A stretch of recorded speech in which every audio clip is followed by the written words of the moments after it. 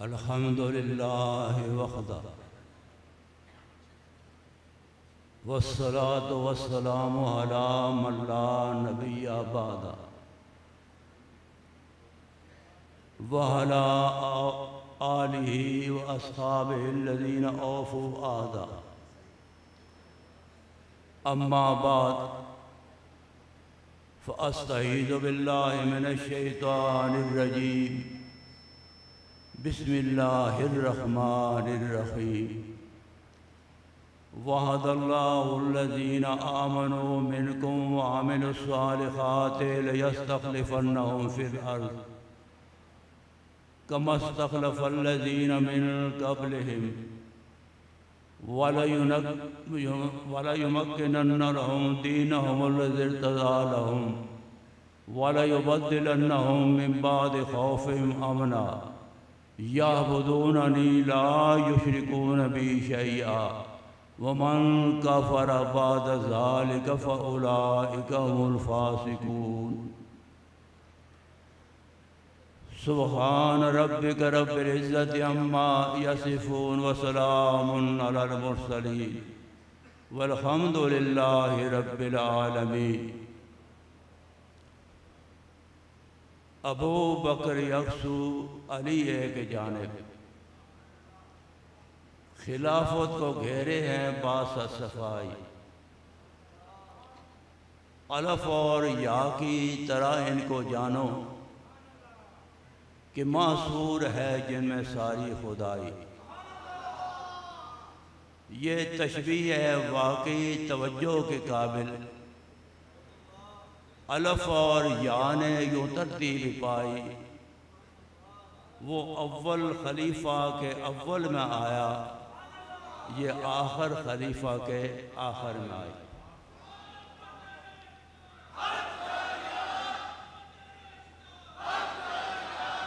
اللہم صلی وسلم وبارک علی سیدنا و مولانا محمد وعلی آلہ وصحبہ کما تحب و ترضى عدد ما تحب و ترضى۔ برادران اہل سنت والجماعت،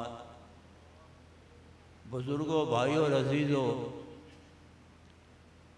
میرے بیان کا موضوع خلافت راشدہ موعودہ ہے۔ پروردگار عالم اپنے فضل و کرم کے ساتھ مجھے بیان کرنے، سمجھانے اور اس کے بعد مجھے آپ کو اس پر عمل کرنے کی توفیق عطا فرمائے۔ سب سے پہلے خلافت راشدہ کی اہمیت۔ امام ولی اللہ محدث دہلوی رحمہ اللہ اپنی کتاب ازالۃ الخفاء کے مقدمہ میں لکھتے ہیں، توجہ فرمانا، اس زمانہ میں بدعت تشیع آشکار ہو چکی ہے اور عام لوگوں کے دل میں ان کے شبہات سے متاثر ہو گئے، اور ملک کے اکثر لوگ خلفاء راشدین کی خلافت کے ثبوت میں شک کرنے لگے ہیں۔ لہذا توفیق الہی کی روشنی نے اس بندہ ضعیف کے دل میں ایک علم پیدا کیا، جس سے یقین کے ساتھ معلوم ہوا کہ خلافت ان بزرگوں کی اصل ہے اصول دین سے۔ توجہ فرمانا، شاہ اللہ محدث دہلوی رحمہ اللہ لکھتے ہیں کہ خلافت ان بزرگوں کی، یعنی حضرت ابو بکر صدیق، حضرت عمر فاروق، حضرت عثمان ذوالنورین، حضرت علی مرتضیٰ رضی اللہ تعالی عنہم کی خلافت اصول اصول دین میں ہے، یہ فروعی مسئلہ، یہ اصولی مسئلہ ہے۔ اب سب سے پہلے آیت تمکین، استخلاف کو سمجھنے کے لیے پہلے آیت تمکین کا سمجھنا ضروری ہے۔ آیت تمکین پروردگار عالم سورہ حج میں ارشاد فرماتے ہیں اُذِنَ لِلَّذِينَ يُقَاتَلُونَ بِأَنَّهُمْ ظُلِمُوا وَإِنَّ اللَّهَ عَلَىٰ نَصْرِهِمْ لَقَدِيرٌ۔ فرمایا اجازت جہاد دی جاتی ہے ان لوگوں کو جو مظلوم ہیں، جن سے کافر لڑتے ہیں۔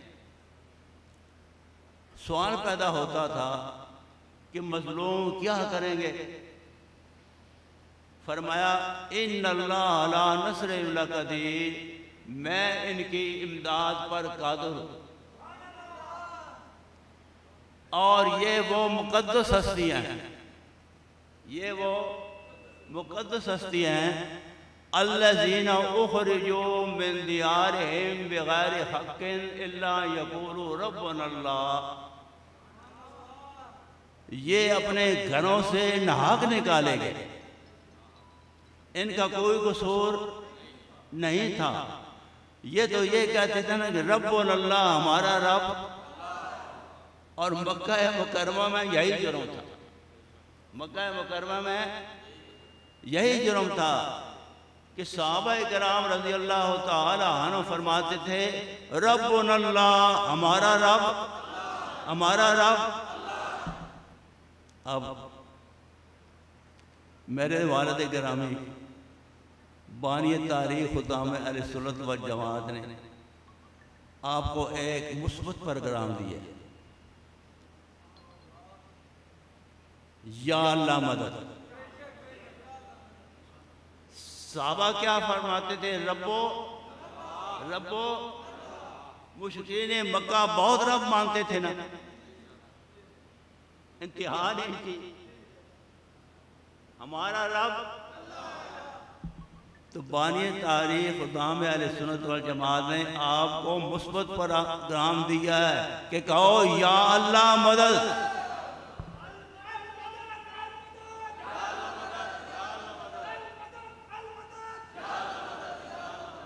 کہیں سے یا رسول اللہ مدد کی آوازیں آتی ہیں، اور کہیں سے یا علی مدد کی آوازیں آتی ہیں، کہیں سے یا پیران پیر مدد کی آوازیں آتی ہیں۔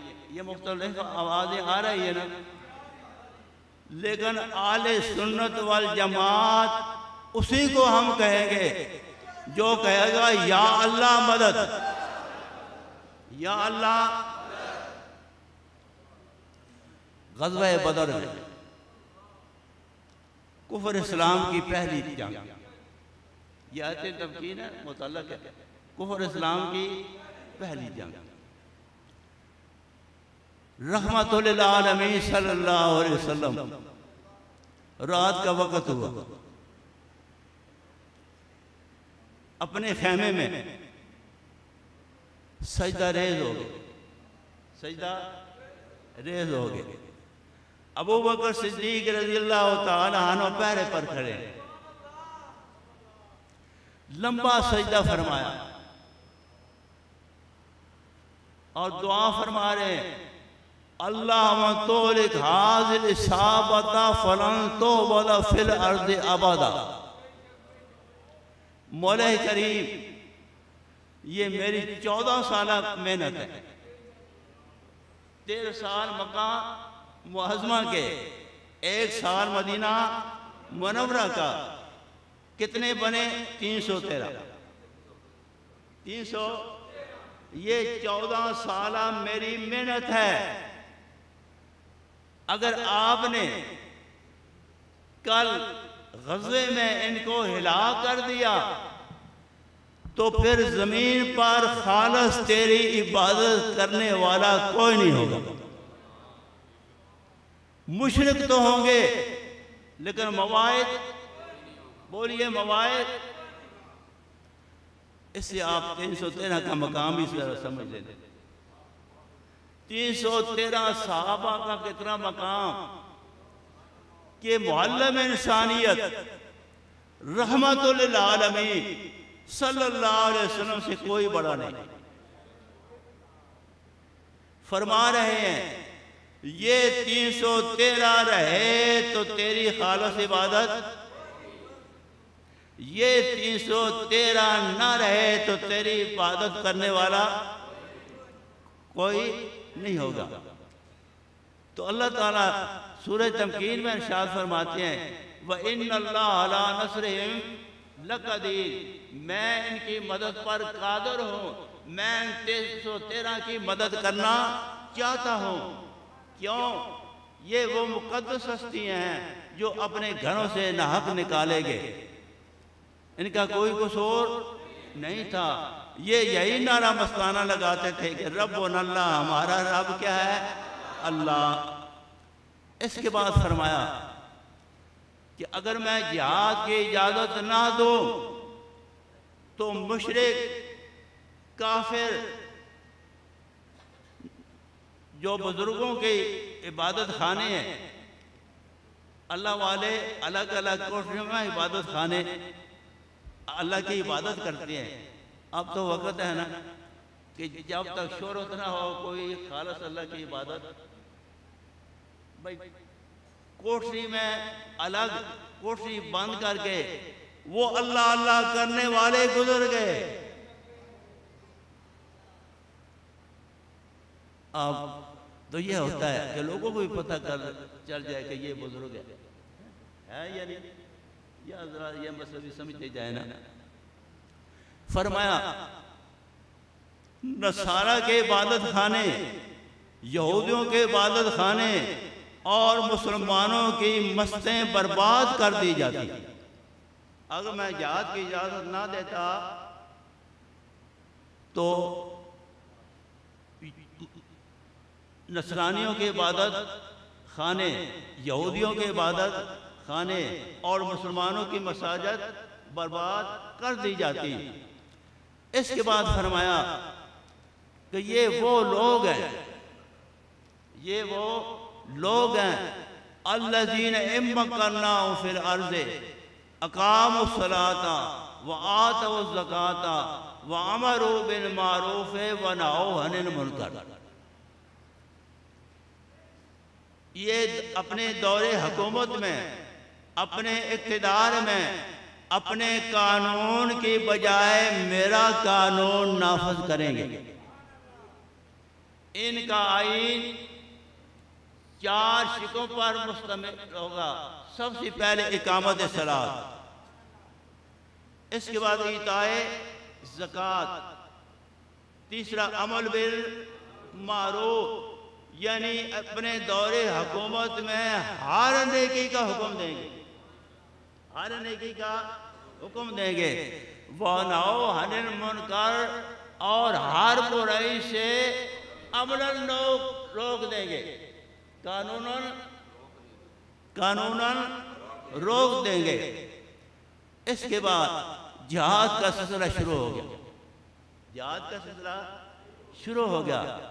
ایک دن صحابہ کرام رضی اللہ تعالی عنہم آپس میں بیٹھے ہوئے گفتگو کر رہے تھے کہ مولا کریم کیا ایسا بھی وقت آئے گا کہ ہم یکسو ہو کر خالص تیری عبادت کریں گے، خالص تیری عبادت کریں گے۔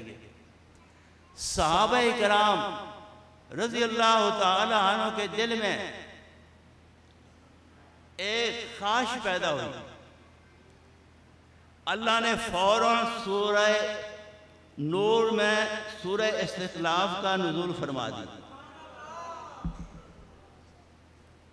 سورہ نور آیت نمبر 55، سورہ نور آیت نمبر 55 فرمایا وعد اللہ الذین آمنوا منکم وعملوا الصالحات لیستخلفنہم فی الارض۔ وعدہ کیا اللہ نے بصیغہ ماضی ہے نا، وعدہ یعد بصیغہ ماضی ہے نا۔ وعد اللہ، یہ نہیں فرمایا میں وعدہ کرتا ہوں یا کروں گا، اللہ نے وعدہ کر دیا۔ کن لوگوں کے ساتھ؟ الذین آمنوا، جو ایمان سے متصف ہو چکے ہیں، ایمان سے متصف ہو چکے ہیں۔ لَيَسْتَخْلِفَنَّهُمْ فِي الْأَرْضِ، کہ میں انہیں زمین میں ضرور خلیفہ بناؤں گا۔ اور یہاں لفظ منکم ہے، درمیان میں کیا ہے؟ لفظ منکم۔ یہ حاضرین سے وعدہ ہو رہا ہے، یہ حاضرین سے وعدہ ہو رہا ہے۔ الذین آمنوا منکم،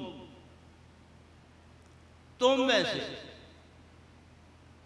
جو آیت استخلاف کی نزول کے وقت موجود تھے، جو آیت استخلاف کے نزول کے وقت موجود تھے، اب یہاں کسی کا نام نہیں، صرف اتنا فرمایا کہ الذین آمنوا منکم، توجہ رکھنا، الذین آمنوا منکم۔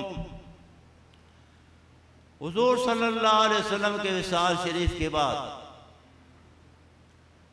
صحابہ کرام رضی اللہ تعالی عنہ ثقیفہ بنی سعدہ میں جمع ہو گئے۔ وہ باغ آج بھی مدینہ منورہ میں موجود ہے، وہ باغ آج بھی مدینہ منورہ میں ہرا بھرا موجود ہے۔ اہل سنت کی تمام نشانیاں مکہ میں بھی موجود، مدینہ منورہ میں بھی موجود۔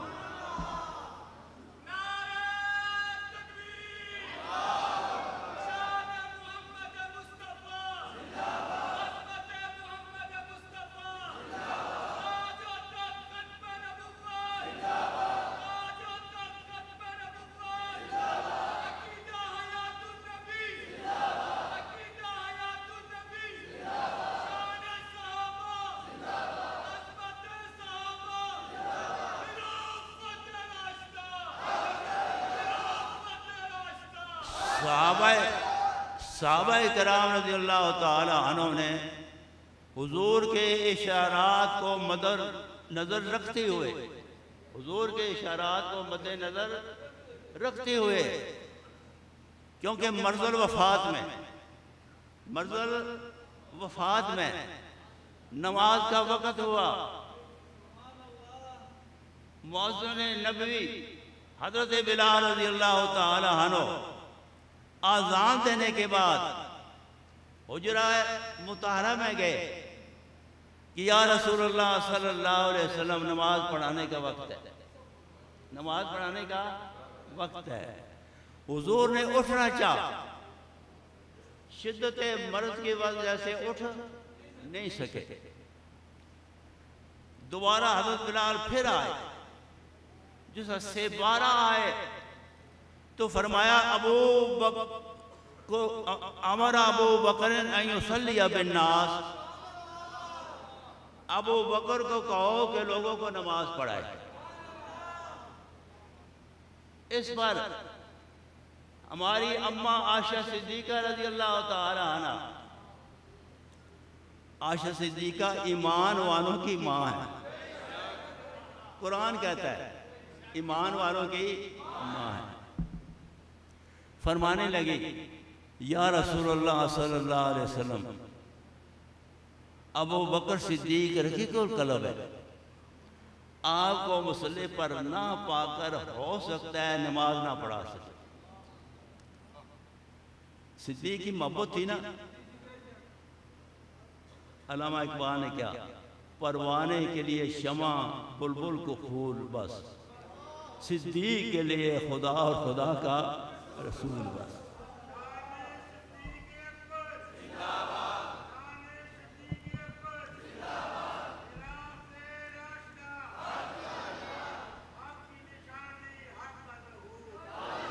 حضور نے فرمایا صلی اللہ علیہ وسلم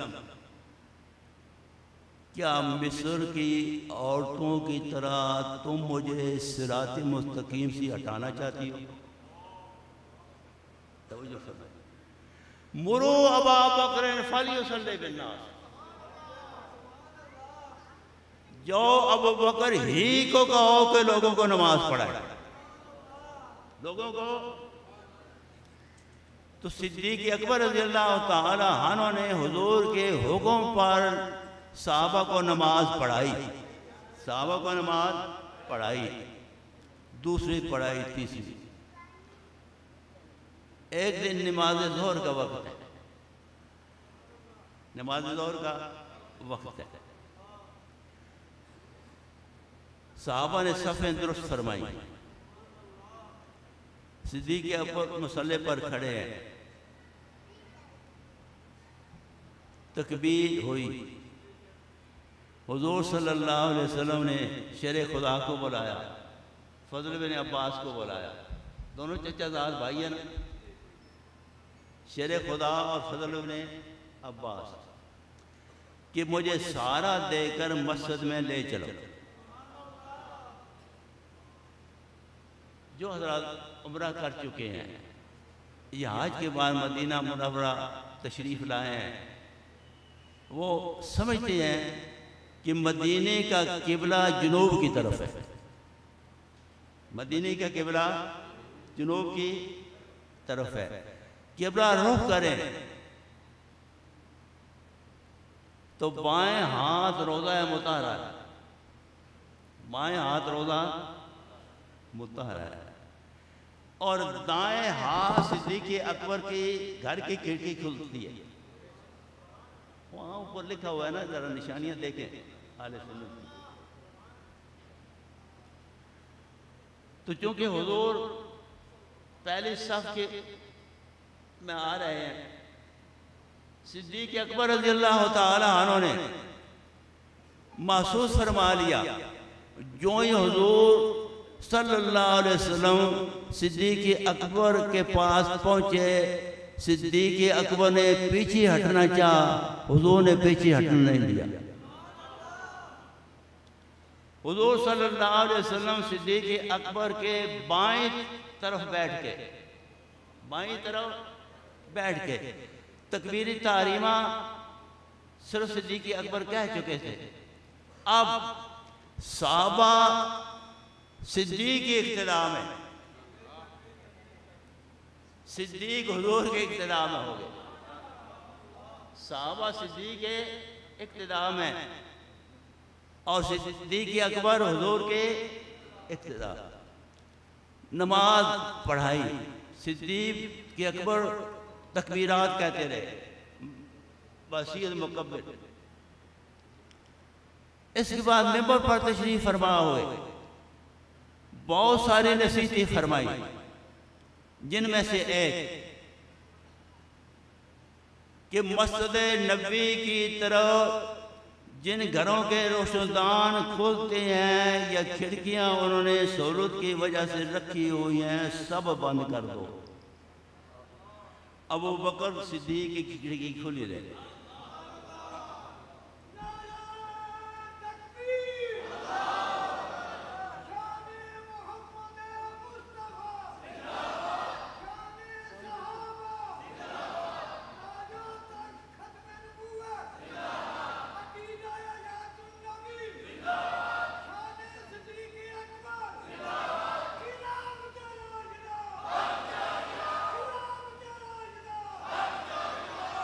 محدث ابن حبان رحمہ اللہ لکھتے ہیں، اس میں صاف اشارہ دے دیا کہ میرے بعد میرا جانشین ابو بکر ہے۔ میرا جانشین کون ہے؟ ابو بکر ہے۔ تو صحابہ کرام رضی اللہ تعالی عنہ نے حضور کے اشارات کو مد نظر رکھتے ہوئے بالاتفاق صدیق اکبر رضی اللہ تعالی عنہ کو حضور کا جانشین، بولیے جانشین، منتخب کر لیا۔ اب ایک سوال پیدا ہوتا ہے کیا شیر خدا رضی اللہ تعالی عنہ نے بھی صدیق اکبر رضی اللہ تعالی عنہ کو خلیفہ مان لیا تھا؟ اہل سنت والجماعت کا عقیدہ ہے کہ صدیق اکبر رضی اللہ تعالی عنہ نے صرف مانا نہیں، نمازیں بھی پیچھے پڑھی ہے، نمازیں بھی پیچھے پڑھی ہے۔ اب مخالفین کی کتاب ہے احتجاج تفسیر، کیا نام ہے احتجاج تفسیر، جس کا صفحہ 56 حضرت اسامہ رضی اللہ تعالی عنہ پوچھتے ہیں کہ شیر خدا کیا آپ نے ابو بکر کی بیعت کی تھی؟ فرمایا نعم یا اسامہ، میں نے ابو بکر کی بیعت کی تھی، میں نے ابو بکر کی بیعت کی تھی۔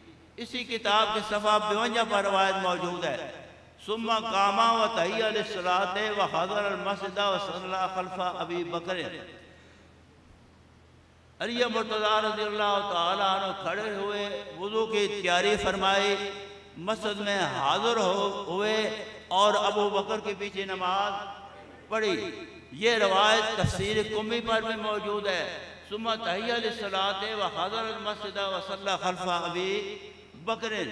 اسی طرح یہ روایت جو ہے نا زمینہ مقبول میں بھی موجود ہے، جو اردو ہے، اس کی عبارت ذرا پڑھ دیتا ہوں۔ مقبول احمد دہلی کا ترجمہ، مشہور ترجمہ ہے، لکھتا ہے پھر وہ اٹھے، درمیان میں لکھتا ہے حضرت علی کا نام لکھتا ہے، پھر وہ اٹھے اور نماز کے کثرت سے وضو فرما کر مسجد میں تشریف لائے اور ابو بکر کے پیچھے نماز میں کھڑے ہو گئے۔ اسی طرح غزوات حیدری میں بھی اردو میں لکھا ہوا ہے، غزوات حیدری بھی ان کی معتبر کتاب ہے، حضرت ابو بکر کے متعلق لکھا ہے، پس بے اختیار اٹھے اور گزرنے وقت کے بہت گھبرائے، ناچار آ کر اقامت کہی اور جماعت اہل دین عقب ان کے صف باندھی، چنانچہ اسی صف میں شاہ اللہ فتح بھی تھے، شاہ اللہ شیر خدا بھی اسی صف میں کھڑے تھے۔ اب ہمارے مخالفین کہتے ہیں کہ جبرن بیعت ہوئی، کیا شیر خدا کے متعلق مان سکتے ہیں؟ شیر خدا رضی اللہ تعالی عنہ کا فرمان ہے کہ ساری دنیا میری پشت پر ہو جائے تو میرا ایمان بڑھتا نہیں، ساری دنیا میری مخالف ہو جائے تو میرا دل ڈرتا۔ یہ ہے اسد اللہ غالب، اسی کو کہتے ہیں اللہ کا شیر کہتے ہیں۔ تو میرے بھائیوں، اب آیت استخلاف سوال و جواب کی صورت میں مزید سمجھانا چاہتا ہوں۔ پہلا سوال، یہ جو آیت تمکین ہے، وعد اللہ الذین آمنوا منکم وعملوا الصالحات لیستخلفنہم فی الارض۔ پہلا سوال یہ ہے، اس آیت میں کس چیز کا وعدہ کیا گیا ہے؟ اس آیت میں کس چیز کا وعدہ کیا گیا ہے؟ جواب، اس آیت میں خلافت عرضی دینے کا وعدہ ہے۔ نمبر 2، دین محمدی کی تمکین۔ نمبر 3، اور خوف کے بدلے امن دینے کا وعدہ ہے، خوف کے بدلے امن دینے کا وعدہ ہے۔ اب دوسرا سوال، کیسی خلافت دینے کا وعدہ ہے؟ جواب، ویسی خلافت دینے کا وعدہ ہے جس طرح امت محمدیہ سے قبل اللہ تعالیٰ نے بنی اسرائیل کو دی تھی، بنی اسرائیل کو دی تھی، عظیم یعنی عظیم خلافت۔ نمبر 3، یہ وعدہ حکومت دینے کا خدا نے کس سے کیا ہے؟ ذرا توجہ کرنا، یہ وعدہ حکومت دینے کا خدا نے کس سے کیا ہے؟ جواب، یہ وعدہ خدا نے ان مومنین صالحین سے کیا ہے جو آیت کے نزول کے وقت موجود تھے، نزول آیت کے وقت یہ وعدہ ان سے ہو رہا ہے جو نزول آیت کے وقت موجود تھے. تو نزول آیت کے وقت ابو بکر صدیق، فاروق اعظم، عثمان ذو النورین، علی مرتضیٰ موجود تھے. بعض لوگ ضد سے، بعض لوگ جہالت سے کہتے ہیں کہ جی کیا سارے صحابہ پر حق نہیں؟ تم کیوں کہتے ہو حق چار یار؟ استغفر اللہ. بعض کہتے ہیں کہ شیعہ کہتے ہیں 5 تن پاک، تم کہتے ہو حق چار یار. اب ذرا توجہ کرنا، یہ جو آتے استخلاف ہے بچے، یہ جو آتے استخلاف ہے،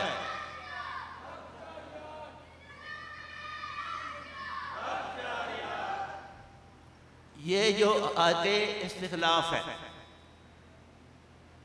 الذین آمنوا منکم فرمایا، تو کیا سارے صحابہ خلیفہ بنے؟ بس صحابہ سارے ایمان والے تھے نا، کیا سارے خلیفہ بنے؟ نہیں، اللہ نے فرمایا کہ تم میں سے میں بعض کو بناؤں گا، تم میں سے میں بعض کو بناؤں گا، سارے نہیں ہوں گے. اور حضور صلی اللہ علیہ وسلم نے فرمایا الخلافۃ من بعدی 30 سنۃ، میرے بعد یہ جو اللہ نے خلافت کا وعدہ کیا ہے اس کی مدت ہوگی 30 سال. کتنی؟ 30 سال. شیر خدا رضی اللہ تعالی عنہ کی شہادت کے بعد 6 ماہ باقی تھے. 30 سالوں میں 6 ماہ باقی تھے. شیر خدا رضی اللہ تعالی عنہ جس شدید زخمی ہوئے تو احباب نے پوچھا کیا ہم امام حسن کو خلیفہ بنا لیں؟ فرمایا میں نہیں کہتا، میں نہیں. کیوں؟ صدیق اکبر کی سنت بھی موجود تھی، فاروق اعظم کی سنت بھی موجود تھی. اور ذرا تفصیل سے کرتا ہوں. صدیق اکبر رضی اللہ تعالی عنہ نے اپنے وصال سے پہلے صحابہ کے مشورے سے فاروق اعظم کو نامزد فرما دیا. رشتہ دار قریبی نہیں ہیں، بیٹے کو نہیں، بھائی کو نہیں، چچا زاد بھائی کو نہیں، دور کا رشتہ ہے. کس کا انتخاب کیا؟ صحابہ کے مشورے سے. فاروق اعظم رضی اللہ تعالی عنہ پر جس وقت حملہ ہوا تو آپ چند دن زندہ رہے. لوگوں نے پوچھا کہ ہم آپ کا جانشین کس کو بنائیں؟ فاروق اعظم نے 6 نام لیے. کتنے لیے؟ فرمایا کہ یہ 6 حضرات وہ ہیں کہ حضور صلی اللہ علیہ وسلم ان سے راضی گئے ہیں، جن میں سر فرض حضرت عثمان اور حضرت علی ہیں. فرمایا حج کا موسم ہے، لوگ حج کرنے کے بعد مدینہ منورہ آئیں گے تو لوگوں سے پوچھنا جدھر کثرت ہو اس کو خلیفہ منتخب کر لینا. تو کثرت رائے حضرت عثمان کے حق میں آئی، کثرت رائے حضرت عثمان کے حق میں آئی. تو فاروق اعظم کا جانشین حضرت عثمان ذو النورین رضی اللہ تعالی عنہ کا انتخاب ہو گیا. اب جو 2 نام تھے، اس کے بعد رائے تھی شیر خدا کے حق میں، شیر خدا کے حق میں. تو حضرت عثمان ذو النورین رضی اللہ تعالی عنہ کے بعد جو فاروق اعظم نے کمیٹی بنائی تھی، سب سے زیادہ اس وقت رائے عثمان کے حق میں تھی، پھر شیر خدا کے حق میں تھی. تو مدینہ منورہ میں جو صحابہ موجود تھے انہوں نے شیر خدا کی بیعت کر لی، شیر خدا کی بیعت کر لی. فرمایا انما شورا للمہاجرین والانصار، فَنِجْتَمَعُوا عَلَىٰ رَجُلٍ وَسَمُّوا إِمَامًا كَانَ لِلَّهِ رَضَا۔ شیر خدا فرماتے ہیں کہ مجلس شورا مہاجرین اور انصار کی ہے۔ کس کی ہے؟ حضرت امیر معاویہ کو مخاطب کر کے فرماتے ہیں کہ مجلس شورا مہاجرین، اور حضرت امیر معاویہ نہ مہاجرین میں ہے نہ انصار میں ہے، بعد میں آنے والے۔ حضرت عباس بعد میں آنے والے ہیں، حضرت ابو سفیان بعد میں آنے والے ہیں۔ شیر خدا فرماتے ہیں کہ مجلس شورا مہاجرین اور انصار کی ہے۔ یہ مہاجرین اور انصار جس کو خلیفہ منتخب کر لیں، اللہ اس پر راضی ہے۔ اللہ اس پر کیا ہے؟ راضی ہے۔ تو میرے بھائیوں، خلاف وعدے، اس وعدے میں حضرت امیر معاویہ کی خلافت نہیں، عمر بن عبدالعزیز کی خلافت نہیں، عبداللہ بن زبیر کی خلافت نہیں آتی۔ تو میرے بھائیوں، میں عرض کر رہا ہوں کہ مدت خلافت کتنی تھی؟ 30 سال۔ 30 سال پورے ہوئے، حضور نے پیشن گوئی فرمائی تھی۔ امام حسن بچے تھے، مسجد نبوی میں کھیلتے ہوئے آگے، حضور نے اٹھا لیا، پیشن گوئی فرمائی کہ یہ میرا بیٹا حسن مسلمانوں کے 2 گروہوں کے درمیان صلح کرا دے گا۔ تو امام حسن رضی اللہ تعالی عنہ نے 6 مہینے پورے ہونے کے بعد حضرت امیر معاویہ رضی اللہ تعالی عنہ کے حق میں خلافت سے دستبردار ہو گئے، کیونکہ خلافت کے بعد پھر بادشاہت ہے۔ خلافت کے بعد کیا ہے؟ ملوکیت ہے۔ حضور کے فرمان کے مطابق حدیث موجود ہے، تفصیل کا وقت نہیں ہے۔ تو میرے بھائیوں، ہم جو نعرہ حق 4 یار بلند کرتے ہیں، یہ آیت استخلاف کے وعدے کے مطابق اللہ کے فضل سے آیت تمکین، آیت استخلاف کے مطابق حضرت قاضی صاحب رحمہ اللہ نے پرانا بھولا بسرا نعرہ یاد کرا دیا۔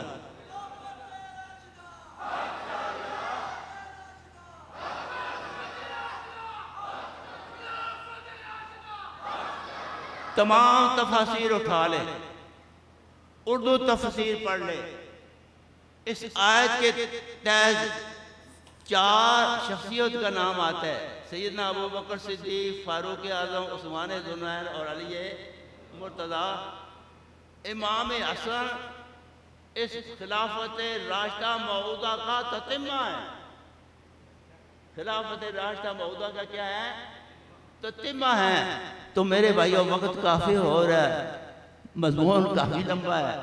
انشاءاللہ اگلی دفعہ اگر زندگی رہی تو انشاءاللہ مکمل کروں گا، شیر خدا کا فرمان بھی پیش کروں گا۔ اب آیت استخلاف کا ترجمہ۔ یہ سورہ نور ہے، آیت نمبر 55 ہے۔ اللہ تعالیٰ ارشاد فرماتے ہیں: وعد اللہ الذین آمنوا منکم، وعدہ کیا اللہ نے ان لوگوں کے ساتھ جو تم میں سے ایمان لائے، جو تم میں سے ایمان لائے، وعاملوا الصالحات، اور نیک عمل کیے، لَيَسْتَخْلِفَنَّهُمْ فِي الْأَرْضِ، کہ میں زمین میں ضرور ان کو خلیفہ بناؤں گا، ان کو خلیفہ بناؤں گا، كَمَا اسْتَخْلَفَ الَّذِينَ مِن قَبْلِهِمْ، جیسا کہ میں نے پہلے لوگوں کو بنایا۔ اس کے بعد فرمایا: وَلِيُمَكِّنَ لَهُمْ دِينَهُمُ الَّذِي ارْتَضَىٰ لَهُمْ۔ توجہ کرنا، ان کے دور حکومت میں، ان کے دور حکومت میں جو دین ان کے لیے پسندیدہ ہے، میں تمکین دوں گا، میں قوت دوں گا، میں تمکین دوں گا۔ فرمایا: وَلِيُبَدِّلَنَّهُم مِّن بَعْدِ خَوْفِهِمْ أَمْنًا، ان کے دور حکومت میں خوف نہیں، امن ہی امن ہوگا۔ ان کے دور حکومت میں خوف، امن ہی امن۔ فرمایا: یعبدوننی، یعبدوننی، یہ خلفائے موعودہ خالص میری عبادت کریں گے، خالص میری اور عبادت کرنے کا حکم بھی دیں گے، میرے ساتھ کسی کو شریک نہیں ٹھہرائیں گے۔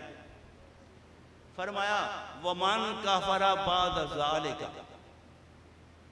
جس نے اس خلافت موعودہ کے بعد کفر کیا، ناشکری کی، فَأُولَئِكَ هُمُ الْفَاسِقُونَ، وہ کیا ہے؟ جس کا ترجمہ میں عموماً کرتا ہوں کٹا کافر، کٹا اس انعام کا جو ناشکری کرے۔ ایک ٹبر موجود ہے نا، وہ کیا ہے؟ کٹا کٹا کافر۔ اب آخری بات، تاریخ خدام اہل سنت والجماعت پاکستان، اہل سنت والجماعت کے عقائد و نظریات کی مبلغ ہے، حقوق کی محافظ ہے، ہمارا ماضی شاہد ہے، ہمارا حال بھی شاہد ہے کہ ہم نے اہل سنت کی حقوق کی حفاظت کی آواز اٹھائی ہے، اٹھائی ہے یا نہیں؟ مثلا پنجاب کی وزیر اعلیٰ مریم نواز اس دفعہ محرم میں کہا کہ ماتمی راستوں میں پانی کا چھڑکاؤ بھی کیا جائے، نیاز بھی پکائی جائے، سبیلی بھی لگائی جائے۔ ملک میں اہل سنت والجماعت کی اکثریت ہے، خواہ وہ دیوبندی کہلاتے ہو، خواہ وہ بریلوی کہلاتے ہو، خواہ وہ اہل حدیث کہلاتے ہو، اکثریت ہے یا نہیں؟ مریم نواز اکثریت کے حقوق کو پامال کرتے ہوئے جو تو نے آرڈر دیا ہے، یاد رکھ آئندہ کے لیے، یاد رکھ آئندہ کہ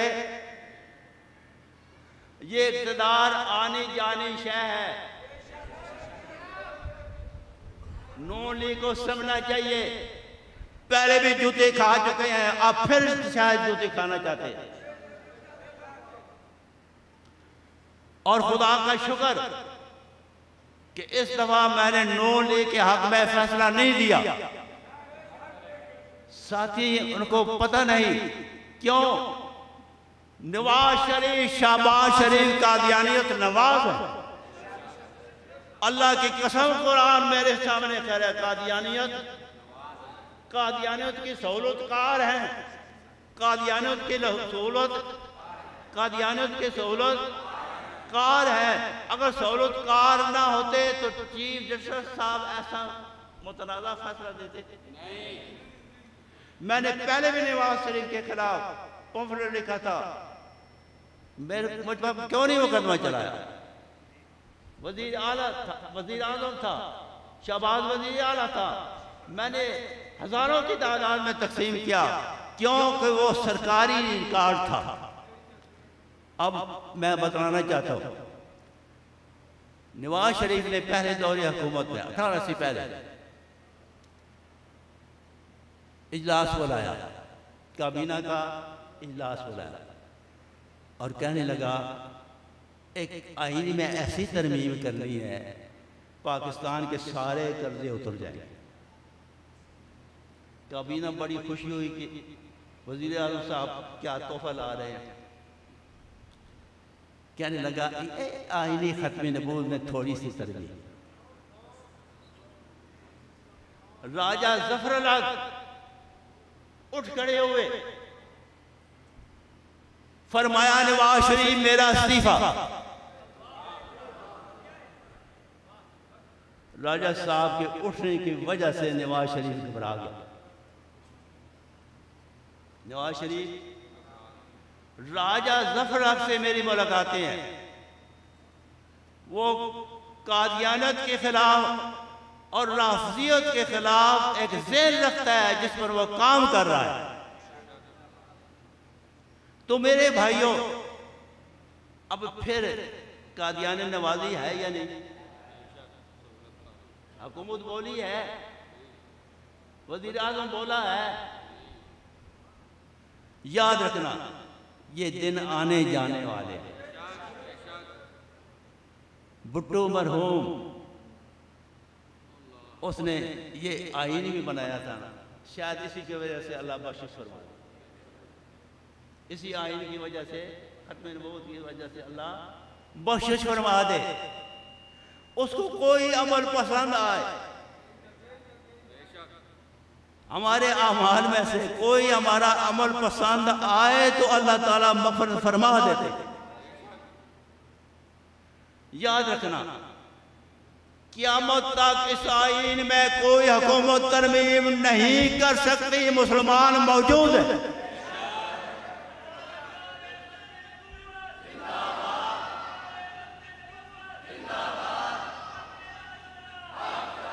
دوسری بات، تاریخ خدام اہل سنت والجماعت ہر قسم کی دہشت گردی کی مذمت کرتی ہے، وہ ملک کے خلاف ہو، اداروں کے خلاف ہو یا مدارس کے خلاف ہو۔ سمجھے یا نہیں؟ دہشت گردی ہے نا، خوف پھیلانا ہوتا ہے نا۔ دہشت گردی کیا ہوتی ہے؟ یہ 2 دن پہلے کی اخبار ہے، جنگ، جس میں ایک خبر چھوٹی سی شائع ہوئی ہے، خبر بڑی نہیں نا لکھتے پہ، چھوٹی سی لکھتے ہیں کہ پولیس نے ایئرپورٹ کے قریب ایک مدرسے پر چھاپہ مارا، کافی تعداد میں داخل ہو گئے اور کوئی مشکوک آدمی نکلا۔ میں حکومت سے کہنا چاہتا ہوں کہ ہمارے مدارس، دینی مدارس کے دروازے کھلے، آؤ ہمیں بتاؤ کون سا دہشت گرد ہے؟ کیا بچے قرآن یاد کرنے والے دہشت گرد ہیں؟ کیا دینی کتابیں پڑھنے والے دہشت گرد ہیں؟ اور تمہیں سکولوں میں، کالجوں میں، یونیورسٹیوں میں دہشت گرد نظر نہیں آتے، دینی مدارس میں آتے ہیں۔ یاد رکھو، امریکہ جتنا چاہتا ہے کہ دینی مدارس ختم ہو جائیں، اللہ کے فضل و کرم سے آج فوجی افسران اپنے بچوں کو قرآن یاد کرا رہے ہیں، پولیس افسران اپنے بچوں کو قرآن یاد۔ جتنا دباؤ گے اتنا ہی اسلام۔ تو میری دعا ہے کہ اللہ تعالیٰ مجھے بھی اور آپ کو بھی عمل کرنے کی، آخری بات کہتا ہوں، ٹھہر جاؤ، قبر میں یہ مجھ سے بھی نہیں پوچھا جائے گا کس سیاسی جماعت کے ساتھ تو تعلق رکھتا ہے۔ قبر میں پوچھی جائے گا تیرا رب کون، تیرا دین کیا، تیرا نبی کون ہے۔ اہل سنت والجماعت اپنے ایمان کو محفوظ کرو، فتنوں کا وقت ہے، فتنوں کا وقت ہے، بہت فتنے ہیں، اور اللہ کے فضل و کرم سے ملک میں یہ واحد سٹیج ہے، یہ واحد قادیانیت ہو، رافضیت ہو، خواجیت ہو، یزیدیت ہو، مماتیت ہو، جتنے فتنے ہیں یہاں سے آواز اٹھ رہی ہے، یہاں سے آواز۔